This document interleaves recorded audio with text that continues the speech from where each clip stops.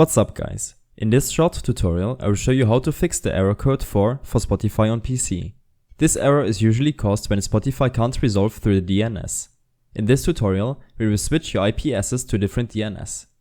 If you have any questions then leave a comment and I will get back to you. So first of all, open up your command prompt by searching for cmd and hitting enter. Here, use the command ipconfig/flushdns. You can copy it from the description below. This will reset the content of your DNS resolver cache. This might already fix your error on Spotify. Next, right-click your network icon at the bottom right corner and go to your network and sharing center. Select your primary connection under connections, in my case this will be Ethernet. On this window, double-click on Internet Protocol version 4, and finally, use these numbers for the two boxes.